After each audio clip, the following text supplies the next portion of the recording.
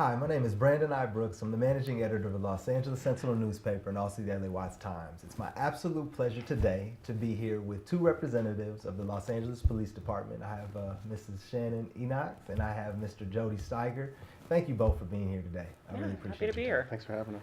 And today, look, we're having a series of discussions with the Los Angeles Police Department on various areas. But today we're talking about know your rights. But before we get all into that topic, I would like the public to know more about you personally, about your positions in the police department. You know what you do currently, and what got you to this point. Sure. Currently work as a sergeant in the Office of the Chief of Staff, and so I handle special projects, one of which is partnering with the Sentinel and trying to make sure that we're bringing good connectivity between the department and the community, and so we're really grateful to have this series started.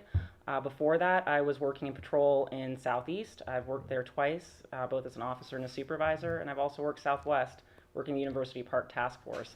And before I came on the job, I was actually a station brat. So my dad was on the job, and I used to hang out at Harbor Station with him all the time. So he worked on the job for about 28 years. Wow.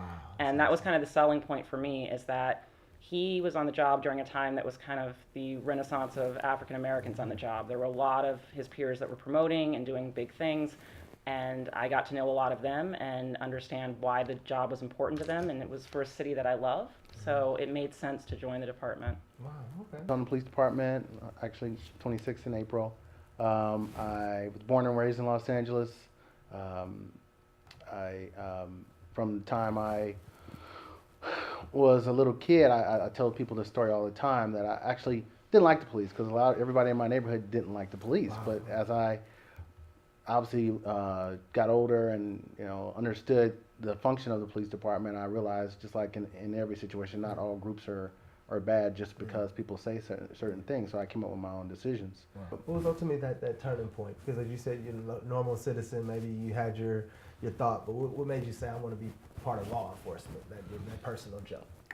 Well, after high school, I went to the Marine Corps, and Wow. after serving in Desert Storm, I came back and I decided to figure out what I wanted to do for a career, because I love the military, but it wasn't enough to provide for my family. So I decided I wanted to come back to Los Angeles, and I said, what's the next best thing in the military? It was law enforcement. Yeah.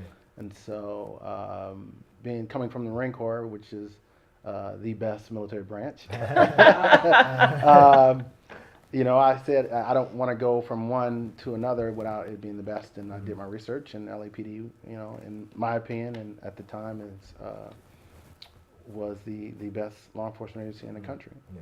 And why don't you share with us a little bit about your current position, or what you currently do? I'm currently a sergeant, and I work at the Office of the Inspector General, which is a civilian oversight for the police department. So I think this is a good transition into, as we talk about civilian oversight, about know your rights as citizens, and as African Americans. Many times our interactions with the police isn't always, unfortunately, the best, but many times it may be good. But really, I think as a citizen, we just want to know, what are our rights, whether it's in a traffic stop, pedestrian stop. What should we look to do? What should we look not to do? So who better to talk to than you two to let us know what we can, what we cannot do, and maybe to give us some pointers or some viewpoints on how to look at it. Because as African Americans yourself and as individuals on the police department, you would know best. So I thank you again for this topic. So why don't we, jump in? So I'll let you, kick us off, Shannon, just to kind of kick off the topic. Know your rights. I think it's really important to have people feel some level of control during these interactions. I think traditionally the public feels as though the police come in and maybe during a traffic stop or a radio call, we are controlling everything. And to some extent that's true, but there's a lot of ways that the public can have feedback about what's going on. We definitely always want every interaction that we have with the public to be professional. We want to treat everybody with respect. We want to make sure that we explain why we're there and what we're doing. And when we're not meeting those standards, it's important that we hear about it. And so I always encourage people that if you don't feel as though the interaction is going positively, you can request a supervisor. And so we're obligated to provide you with a supervisor. There's times that people will say that they want the captain to respond to the field or somebody of a particular rank, and that's not always possible, but we always have field supervisors available to come out there. I also like to remind people that we have body-worn video deployed throughout the field now, and so during those interactions, they're being recorded. Is that all officers? Yes. Yes. is it like Yes. 100? Oh, So wow. that's all of our patrol officers okay. and the field supervisors have body-worn video, and so there's going to be that opportunity to have it reviewed. If you think that something was said that was sideways, if you feel like, hey, they aren't answering the questions I'm asking, when the supervisor's out there, you can explain that, and the supervisor's going to be able to go back and review that video.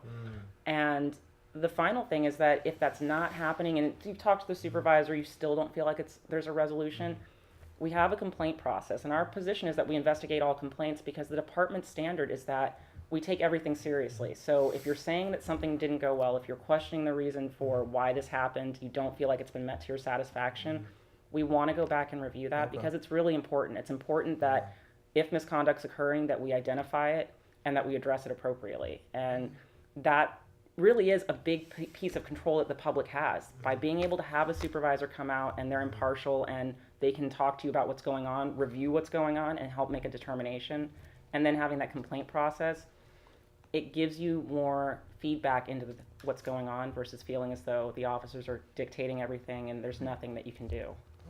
Would you like to just kind of touch on some initial thoughts? Yeah, what it really boils down to a lot of times is what type of interaction are we having with the community? There's two types that typically we have. It's a consensual encounter and a detention. And so the first thing I think that's important for the community to know is which type of interaction am I having? Is it consensual or is it not consensual? Consensual clearly meaning that you give consent for the officer to speak to you, ask you questions, and if they ask to search you, if you give consent or not. The key in a consensual encounter is that the person has to feel like they're free to go and stop the encounter at any time. Really? Okay. Yes, and that's why it's called consensual. So if the officer does anything to make the person feel like they're not free to go, the community member can always ask, officer, am I being detained or am I free to go? And then the officer has to answer that question honestly. And if they say they're free to go, then there are no consequences. So it's not, you can't say like, okay, you're free to go, but then because you're free to go, now I can detain you because now you're suspicious. It doesn't work that way. So it has to be, again, like I said, something where the community member feels like they're free to go at any time. They can stop that encounter at any time. And yeah, I just think it's important that, like you said, ask if you're not sure. Yeah. So the officers will have to answer honestly. And so if they say no, it's consensual, you can go if you want. You can discontinue. You can stop the whole contact. But if they tell you no, you're legally detained, that's where we go back to a lot of the things that we traditionally talk about within the Black community of let's be respectful, let's follow the orders that are given. And so on a detention, when it's a lawful detention and they're giving you directions, it's incumbent upon you to follow those directions. And that's where we talk about, hey, if you feel like it's still going sideways, to ask for the supervisor to come. Okay. And typically, as long as it's not something that kind of has that emergency part of, hey, we have to start moving things along, it's almost like it's a timeout. You wait, supervisor comes there, and now the officers will tell the supervisor, this is the reason for the stop. The supervisor comes and talks to you, and you start working it out.